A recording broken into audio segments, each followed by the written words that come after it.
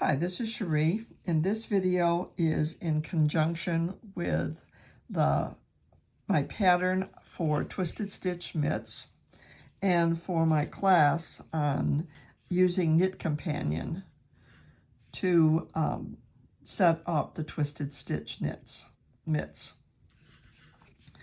The first thing I want to mention is that all of this Twisted Stitch ribbing is done with the same size needle as the rest of the mitt. And that's because this isn't about separating the ribbing from the body, though this ribbing continues right on through. So you use the same needle and you use the same tension throughout. Twisted ribbing is always done, at least as far as I know, and this twisted stitch ribbing is done with all the knit stitches, knit through the back loop, which gives them a cross at the base of the stitch. All the purl stitches are knit in the traditional way through the front loop, and you can see that when you look at the back side, and you can see all the regular stockinette stitches on the other side. So knitting through the back loop for all knit stitches and through the front loop for all purl stitches. Twisted stitch knitting ribbing needs, and all of the mitt needs to be done quite tight so that you don't have ladders between the rows of the columns of stitches, and you don't have them between the needles. So the first thing that I want to show is changing between needles. This is done, I did not make any attempt to talk about what form of small dimension knitting you're doing. It's up to you. What I'm using is 2 circular needles. That works well for me. It puts all the palm stitches on one needle and all the back of the hand stitches on another. You could use 5 circular needles, double point needles, and you could put 4 of them so that you have 2 on the front and 2 on the back. I don't know whether I'd like the effect of possibly a ridge, a ladder down the front here. You could put all the back of hand stitches on one, and then you could separate the palm. But anyway, this is what I prefer. It works well for me, so I'm going to show you how I avoid ladders between the needles, and in this way. And it applies pretty much to anywhere you have 2 different needles starting. This piece, this is the end of my round, and it starts with a purl 2. This is important because the right mitt first knits the back of hand and then the palm, and these stitches line right up with the pattern. So if you don't start with purl 2, then the directions are going to be off and the charts are going to be off. Doesn't mean you can't change it along the way, but you need to be aware of where the charts start and how you're aligning your ribbing. Because this starts with purl 2, which is not my favorite thing to do. I usually like to start with a knit 2. I can get better tension on my yarn when I make the transition from the back needle to the front needle. But I'm doing it this way to keep it so that I keep the back of the hand separate from the palm. So in order to do that and to make sure I've got enough tension on here, I put my back stitches on the cable. Start with a nice tight purl stitch.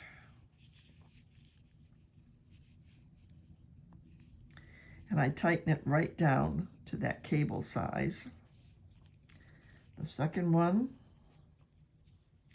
and I'm holding my stitches sometimes to make sure that I keep that tension on that. Looks like I've split that stitch here, so let me go back.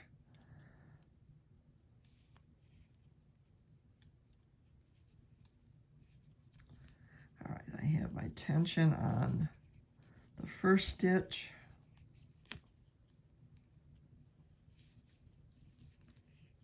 Tighten it again and hold it. And now through the back loop.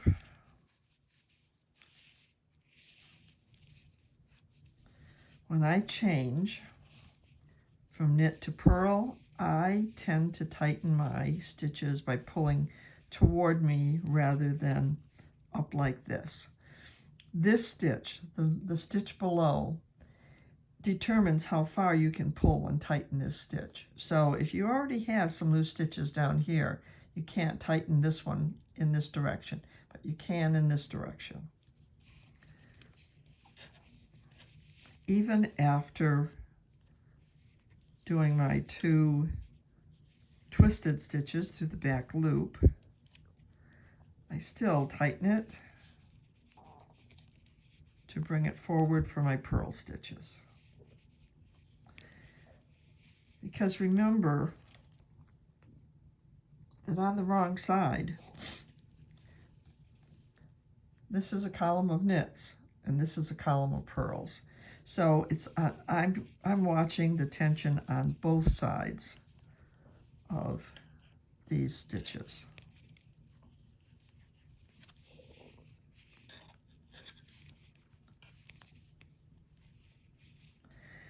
Another thing that I try to do is keep my knitting on the points.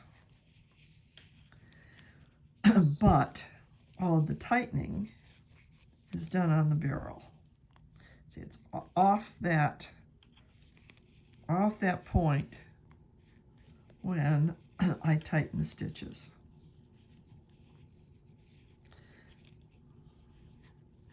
Now this is probably tighter than you ordinarily knit.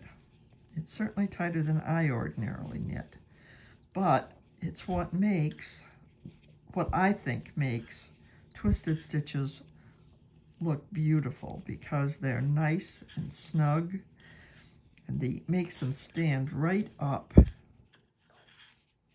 against their background.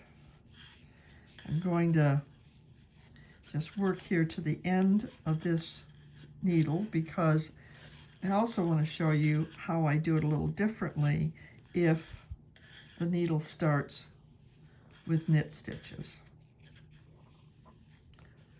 So as you can see, I'm tightening this with every stitch, making sure that I don't get those ladders between my ribs.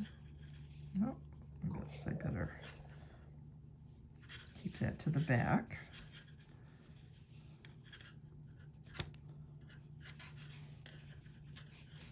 All right, so I end up with 2 purl stitches here. Being careful not to stretch out that last one.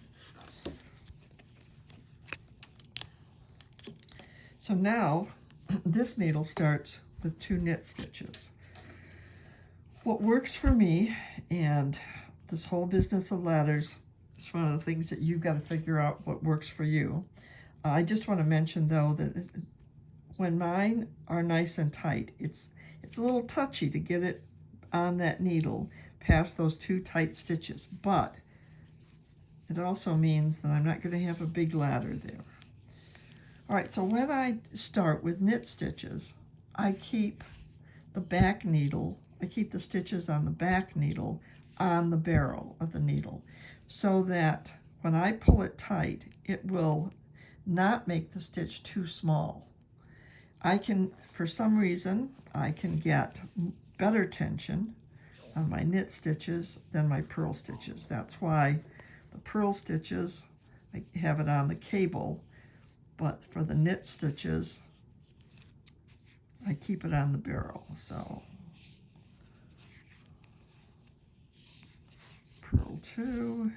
knit 2, I'm still keeping it tight. I'm still keeping that barrel of that needle in for about, I do it for about 4 stitches. All right, now that I have those done, I put my back stitches onto the cable and knit the rest of the way the same way.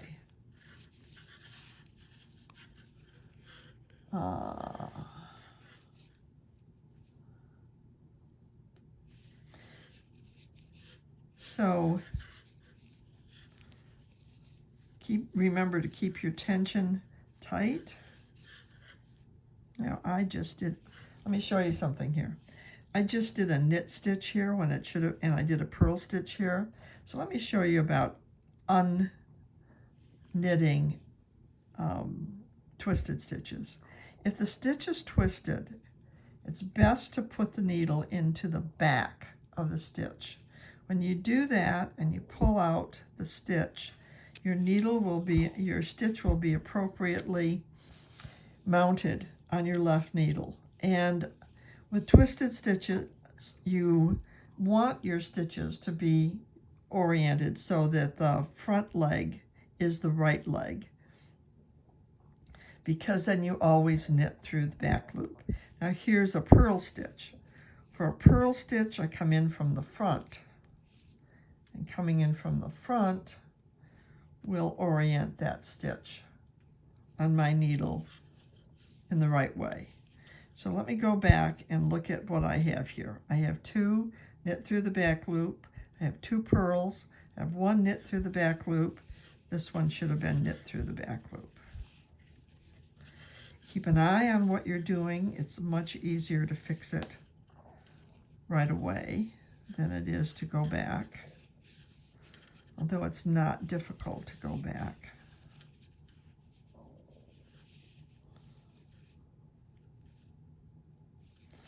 All right, there are 20 rows of twisted ribbing in this pattern before the back of hand pattern is started.